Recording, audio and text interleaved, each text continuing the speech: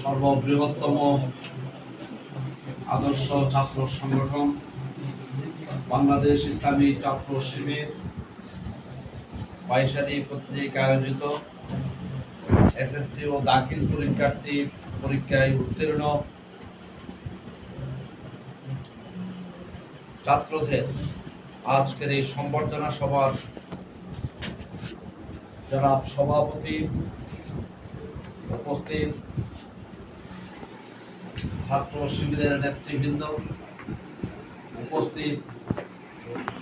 জামাত ইসলামীর নেতৃবৃন্দ, উত্তীর্ণ শিক্ষার্থী ভাইরা, আসসালামু আলাইকুম ওয়া রাহমাতুল্লাহ। আল্লাহ পাক তাবারক ওয়া তাআলার দরবারে শুকর আদায় করছি, যিনি এই দাবাদহ গরমের ভিতরে ছোট্ট একটা পরিসরে সম্বর্ধনা